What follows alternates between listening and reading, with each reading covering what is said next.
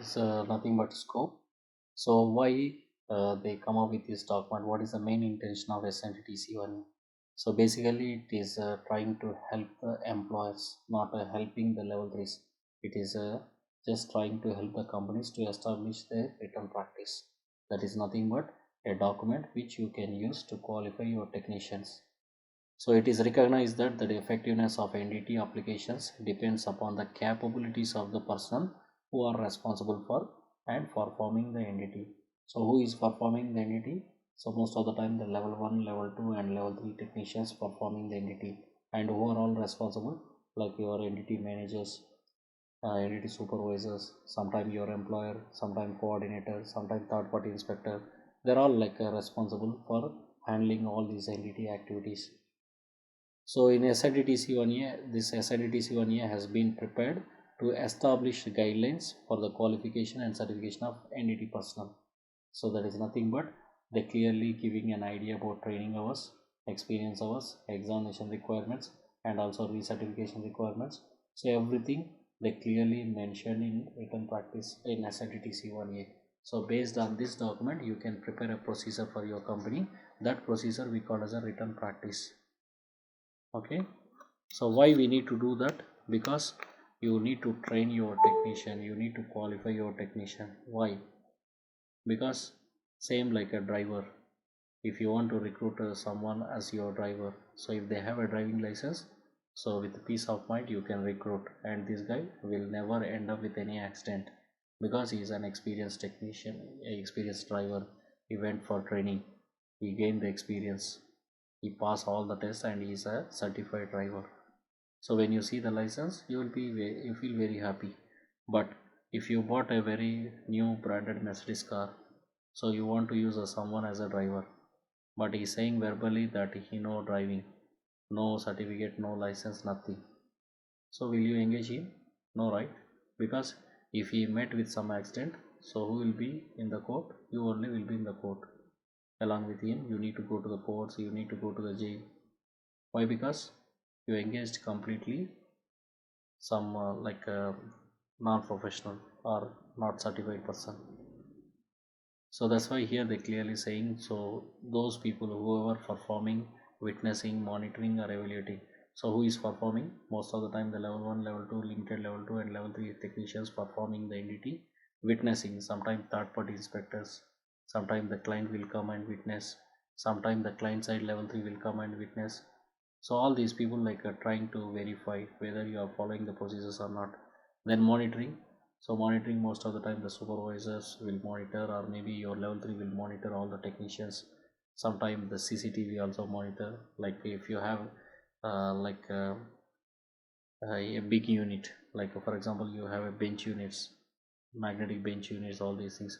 If you just install a CCTV and if you collect the footage, so most of the time the technicians will do a proper job, right? And the final one is evaluation. So like a data interpretation and evaluation, for example like a film interpretation. So NDT company will shoot and submit the film, but the client will review, and the client side the interpreter will prepare a final report. So that is what they trying to say here. Whoever involved with all these NDT activities, whether they are performing or witnessing or supervising or monitoring or evaluating, whatever the task they are doing related with NDT, so they must have some kind of qualification. So if they went through some training, if they gain some experience, if they pass the examination, at least we can maintain some good quality of work. So that's why they strongly recommending here, like whoever involved in NET, so try to be certified. So that's why you see sometime on the owner side, people used to not having any certificate, they don't know anything about NET, but they work on the owner side. So when you do something, he'll try to point out all the mistakes, but we cannot argue with the client. That's why we used to be very silent, right? But nowadays the scenario is getting changed. So owner side also, they are recruiting certified technicians. So they just want to double check whether these NDT companies doing proper NDT or not. So that is why they come up with this document and they created this establishment. And this SNDTC1A provides guidelines. So as I mentioned earlier, so recommendations, that's why the name itself is a recommended practice. It is just providing the guidelines for the establishment of qualification and certification program for any entity related company. So these guidelines have been developed by the ASNT. As we seen in the cover page, this document was prepared by ASNT, and you can see why they created this. So to aid employers, to help the companies in recognizing the essential factors to be considered in qualifying personnel engaged in any of the entity methods listed in section 3. So if you want to certify someone as a level 1 or level 2 or level 3 in any of these 16 entity methods, so you can use this document and draft a written practice. Okay, so it is recognized that these guidelines may not be appropriate for certain employees, circumstances and or applications. So what does it mean? Like for example, your company is only doing PUT services, but my company is doing RT, MT, PT, but other company is doing only MFL. So we cannot use a same written practice for each and every company. So that's why what they're trying to say here. So based on your exact needs, so you can refer to SNTC only and you can draft a written practice. So in developing a written practice as required in section 5, so the employer should review the detailed recommendations presented herein and modify them as necessary to meet particular needs. For example, if my company is only doing PUT, so what I do, I'll just prepare a written practice.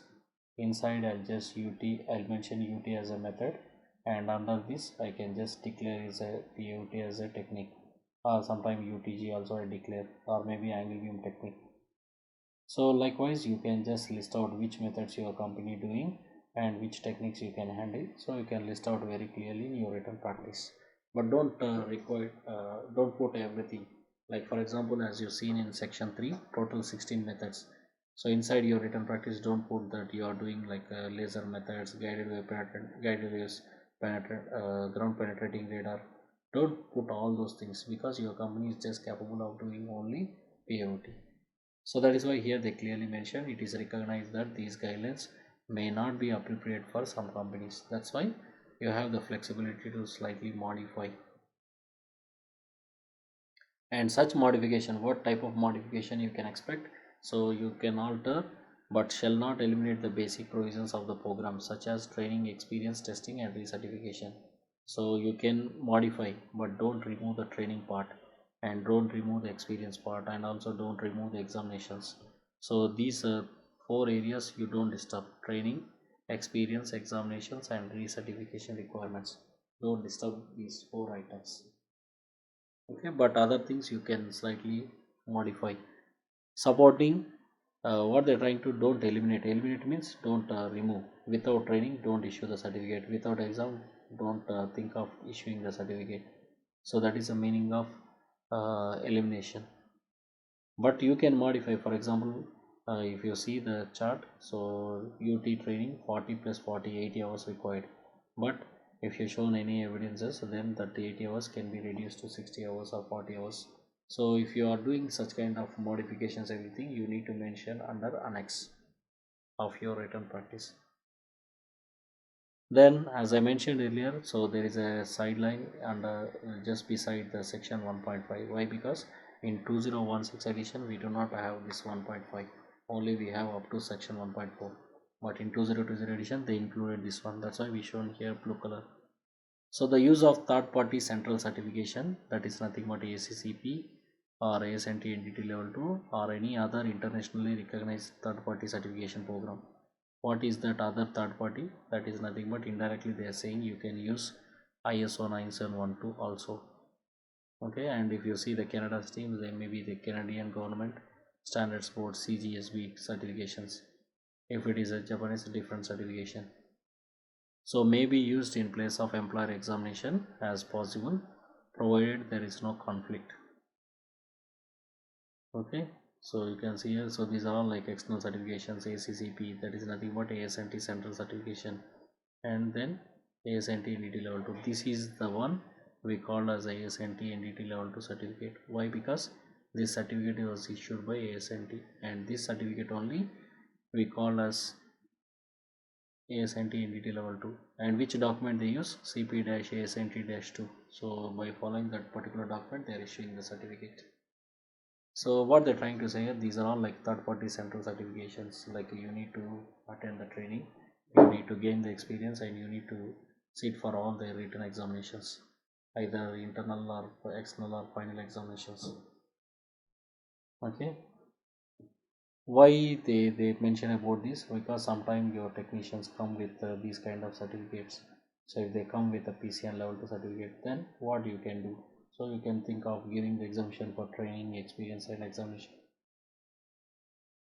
And ISO 9712 also. Why I am showing ISO 9712? Because here they mention any other internationally recognized third party certification. So basically, if you want to issue a level 2 certificate, so what you exams you need to conduct? You need to conduct basically three exams: general, specific, and practical. For example, if your technician come with this ASNT entity level 2 certificate, so in that case you can give exemption for general exam directly. Blindly they can get exemption for general. But when it comes to specific and practical, so being a level 3, you need to decide. Why? Because so you got ISO 9712 certificate with weld sector, but I am having projects in aerospace sectors, or I am having projects in other sector. So what happens is a completely useless. So that's why, so when you are dealing with the level 2 examinations, so if any candidate comes with other third party certifications, you can give general examination exemption directly. But when it comes to specific and practical examination, so being a level 3, you need to assess. Being a level 3, you should ensure that the content of these examinations satisfy the requirements of section 8.4. Section 8.4 is nothing but specific exam. Section 8.5 is nothing but practical examination of your employers program. Why? Because as I told right last time, the technician worked with aerospace company and is having PCN level 2 in aerospace sector, but your company is like weldment oil and gas sector. So sometimes we can give exemption for general exam directly, but when it comes to specific and practical, so being a level 3, you need to assess. If you think that candidate is not capable of doing the practical, then you need to plan for conducting again. So that is the meaning of this point. This is also an important question in the examination. Okay, specific and practical. So who will decide? The level 3 will decide. You can see here level 1 we need to conduct 3 exams. Level 2 also is 3 exams, general and specific. For example, if any candidate with come with PCN or ISO 971 certificate, then we can give exemption for general, but they must sit for specific and practical. So that is what here they. But if as a level 3, if I think okay these procedures are very standard process, then I can give the exemption. Okay, you can see here. So general exam directly we can get exemption, but when it comes to specific and practical, so level 3 review is mandatory. So the use of third party central certification satisfying the requirements for employer based examination shall be documented. So if you are giving any exemptions and if you are verified any documents, you need to maintain a copy, because anytime the client may ask how come you give an exemption for general exam, so you can show all these evidences.